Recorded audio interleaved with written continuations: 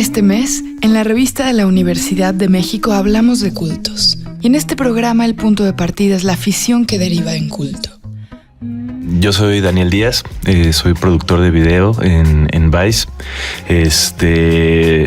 Pues he empezado, llevo ya 6 años trabajando aquí, haciendo todo tipo de temas, interesado como en muchas partes, cultura, religión, haciendo cosas sobre deporte, música, mezclando absolutamente todo, un poquito con, pues como esa constante duda de tratar de vivir, en los pies de otras personas y así tal vez tratar de entenderlas, ¿no? Entenderlas yo y pues también pasárselo a la gente para todos ser un poquito más abiertos y un poquito pues menos, juzgar menos, ¿no? Cuando tienes un poco más de información sobre el tema que estás conociendo. En febrero de 2019, Vice en Español estrenará un documental sobre las porras del fútbol mexicano. El especial estará centrado en las Chivas y el Atlas. El propósito es explorar cómo la obsesión por un equipo de fútbol, en ciertas condiciones culturales, geográficas y socioeconómicas, cruza los límites del amor por el deporte hacia el terreno del fanatismo. Es ahí cuando la lealtad de los seguidores crea lógicas sociales propias de un culto. Daniel ha trabajado en varias ocasiones con el tema del culto. Sin embargo, esta es la primera vez que se encuentra con cultos que no estaba buscando. Esta serie que estamos haciendo ahorita se llama Rivales. Va sobre pues diferentes rivalidades en el mundo del deporte. Decidimos empezarla con el mundo del fútbol y con el mundo de las barras bravas, ¿no? Y regresando como a documentales que hemos hecho antes en Vice, donde es muchísimo más claro el culto, ¿sabes? Porque estamos hablando de brujería en Catemaco, o estamos hablando de del culto al niño Fidencio, santo que apareció en la época de la revolución en México y que ahora miles y miles de personas van al norte de Nuevo León para rendirle culto, o casos, por ejemplo, de los pueblos en Guerrero, donde se organizan una vez al año para agarrarse a golpes entre todos y así pedirle más lluvia a sus dioses. Creo que en esos casos pues es muchísimo más obvio cuando hablas de culto, ¿no? Creo que de inmediato piensas en culto y piensas en religión y piensas en ese tipo de ideales.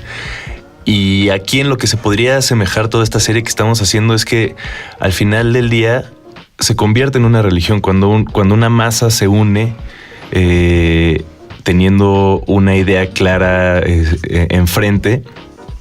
Pues empiezan a creer en cosas, ¿no? Empiezas a creer, pues aquí no en un Dios, pero empiezas a creer que tus colores son los más importantes, empiezas a creer que tu equipo es el mejor, no hay duda de ello, y es cuando empiezan a existir pues los fanatismos, ¿no? El culto al fútbol y al equipo es particularmente violento en las barras. ¿Cómo es el camino de la afición al fanatismo? ¿Cuándo deja de tratarse del fútbol e incluso del equipo? ¿Y en qué momento una persona se une a un grupo para compartir prácticas que lo aíslan de la normalidad? Yo creo que la palabra clave aquí es pertenecer. Todos necesitamos pertenecer a algún lugar.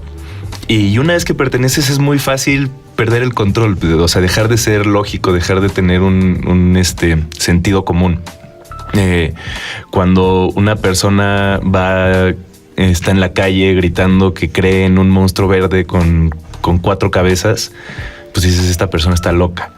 Pero cuando un papa se asoma en su balcón y empieza a predicar sobre un hombre que nació de una paloma y una virgen y luego resucitó y se convirtió en zombie, pues todos aplauden, ¿no? Y todos somos parte de uno mismo y todos somos fervientes creyentes de eso, ¿no? En el caso del fútbol, yo creo que ese momento de pasión, de vivir un gol, de tener un grupo que te apoya ante todo lo que puedas hacer, que te hace sentir invencible de alguna manera, ¿no? Veíamos un estudio en el que veían que había como cierto porcentaje de adrenalina que podía llegar a tener tu cuerpo, que llegas a un punto en el que eres indetenible, ¿no? Entonces, ahorita tú y yo estamos sentados platicando muy tranquilos y nunca podríamos pensar que llegaríamos a algo, pero si estamos en una masa y de repente nos empiezan a agarrar a golpes y tú ya llegas a un momento en el que ya estás ahí adentro, ya sientes la presión de cientos de personas a tu alrededor, tienes una piedra a la mano, tienes un bat a la mano, tienes lo que sea a la mano y sueltas el primer golpe, no hay manera que nadie te detenga. O sea, una vez que ya soltaste ese primer golpe, tú ya no eres tú, ¿sabes? Ya eres parte de algo más grande. Creo que ahí sucede, ¿no? Ahí sucede estos extremos que ahorita pues, en la tranquilidad de una plática se nos hacen como totalmente ilógicos, pero pues todos nos hemos encontrado de alguna manera u otra en un momento de perder el control, ¿no? Muchos de los cultos que conocemos parten de una experiencia compartida, de una catarsis como la que menciona Daniel. Una fuerza, un despertar, un empoderamiento sensorial e inexplicable que las personas que no lo han experimentado no entienden. El detonante puede ser las drogas, el sexo libre o las meditaciones radicales. Sea lo que sea, con el tiempo, estos cultos se convierten en un mecanismo de control. ¿Cómo operan estos mecanismos en las barras? Aquí estamos hablando específicamente de barras bravas, ¿no? De porras, de cómo se mueven estos grupos. Entonces, o sea, habría que entender que una barra brava es un grupo de choque, es un grupo de choque organizado. Tiene como 12 vertientes de qué es lo que se tratan. Una de ellas pues es la parte más bonita, es crear color en el estadio, es atraer a gente joven a ver el partido, a sentirse parte de, pero pues por otra parte también pues son eso, ¿no? Es un grupo de choque, es grupos hechos para manejar y presionar, pues puede ser al equipo, puede ser temas políticos o puede ser a una sociedad entera, ¿no? Creo que el ejemplo más claro con el cual lo podríamos hacer el ejemplo es con un ejército, ¿no? Una barra brava son los peones, es como la primera línea de batalla y pues al ser la primera línea de batalla, pues tú no preguntas si vas a ir de guerra y por qué vas a matar a cierta persona o por qué vas a colonizar a cierto pueblo, ¿no? O sea, tú simplemente vas y lo haces. Y eso es lo que hacen estas personas, ¿no? O sea, este es el músculo, no la cabeza del completo, ¿no? Que ya podrían ser los directivos del equipo o podrían ser pues justamente igual políticos manejando grupos como sucede en Sudamérica, en Argentina, las barras bravas, que sí es... Si un día la barra de Boca Juniors y la de River Plate dijeran, ok, vamos a comenzar una guerra civil, tienen el poder ya para hacerlo, ¿no? En el caso de México es muchísimo más tenue, no son tan organizadas como a veces nos gustaría que pudieran serlo, pero creo que va por ahí, o sea, no es muy pensado su reacción y su acción, es simplemente seguir instrucciones. Pues hay todos los casos, ¿no? Las barras en México nacieron justamente porque los directivos del equipo Pachuca hace ya por ahí del 98 decidieron pues copiar esta forma de alentar a los equipos de Sudamérica, ¿no? Entonces, de hecho, trajeron a gente de Argentina, gente también de Costa Rica, gente de Chile, que ya tenía las barras bravas para enseñarles a los jóvenes en México cómo ser una barra brava, ¿no? Cómo dejar atrás como esa idea que tenemos de repente del fútbol como familiar y como muy inocente, amigable que teníamos en algún momento, como un espectáculo, ¿no? En algún momento el fútbol pasó como de ser deporte a ser un espectáculo en el que tú vas con tu familia, disfrutas, no importa al final del día quién ganó, te la pasaste bien, a ser pasión, que ese es el momento en el que nacen las barras bravas, en el cual pues, es una pasión ferviente por algo y harías todo por eso, y finalmente a negocio, ¿no? Que es lo que finalmente querrían los directivos, que atraer gente joven de nuevo al estadio.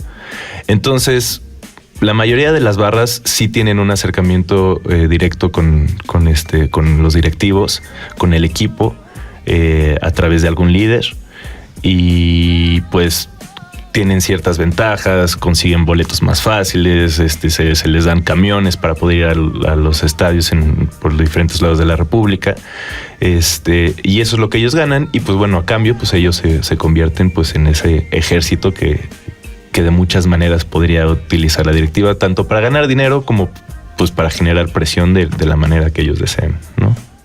En el caso de la violencia extrema entre las barras, podemos ver también el fenómeno de la desigualdad económica en nuestro país. La organización de estos grupos de fanáticos ha tenido aspectos positivos y negativos.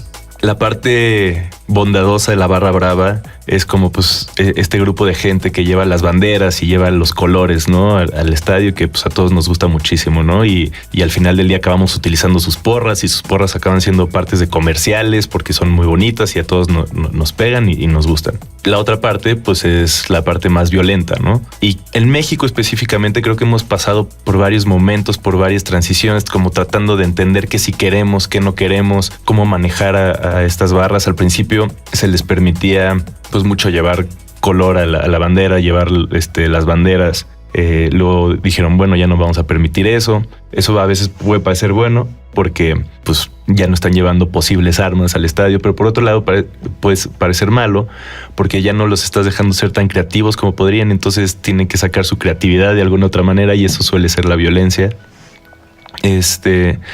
Entonces creo que pasó de un momento entre 98 y 2005 que no se sabía muy bien qué hacer con las barras, había mucho color en los estadios, y ese momento funcionó muy bien. Luego de eso llegó a tener varios casos de violencia grave. Hay, por ejemplo, un tema en específico que de hecho hablamos en el documental, que es una pelea entre la barra de las Chivas con la policía, súper grave, que hay video de, o sea, montones y montones de gente de las Chivas sobre 2, 3 policías. Peleas también muy graves que han suscitado, por ejemplo, entre barras de los Pumas, con el América, con Tigres. Y todo eso sí hizo que se detuviera un poco la violencia por un tiempo, pero muy casualmente, y la verdad es que no tiene que ver con nosotros. O sea, nosotros haciendo el documental, pues de repente nos interesamos muchísimo por este tema. Pasó lo de Monterrey, que bueno, también hay videos de, o sea, un aficionado de Monterrey, con un coche atropellando a gente de Tigres, y justo en el partido en el que nosotros fuimos también, pues hubo peleas bastante graves, hubo heridos de bala, y yo creo que pues eso, más que el descontrol que puede haber por parte del fútbol, sus administrativos, sus directivos, pues también es un espejo a la sociedad, es un espejo a lo que está sucediendo en México, ¿no? O sea, si no podemos detener la gran guerra contra el narcotráfico, si no podemos detener toda esta violencia constante entre clases, ¿por qué vamos a poder detener a 2 grupos de aficionados borrachos que se encuentran a la mitad de la calle, ¿no? O sea, creo que ese problema en específico sí ya va muchísimo más allá del fútbol, específicamente en México, que en otros lugares. Llegamos al final del programa. Para leer más sobre cultos, les recomendamos los artículos Frida Kahlo y el nacimiento de la fridolatría, de Valeria Luiselli, y Bienvenidos a la era de la furia, de Pankaj Mishra. Ambos textos se encuentran en el número de este mes de la revista de la Universidad de México. Consúltenla en el sitio web www.revistadelauniversidad.mx. En Twitter y en Facebook nos encuentran como @revista_UNAM. Y escríbanos sobre este programa a @shubidubi. Gracias a Yael Weiss, Miguel Alvarado y Andrea González. Yo soy Elvis Liceaga. Hasta pronto. Este programa es una coproducción de la Revista de la Universidad de México y Radio UNAM. En el papel, en la pantalla, en las ondas y en la web. La Revista de la Universidad abre el diálogo. Radio UNAM. Experiencia sonora. Diálogo. Ondas. Diálogo. Ondas. Diálogo. Ondas. Diálogo.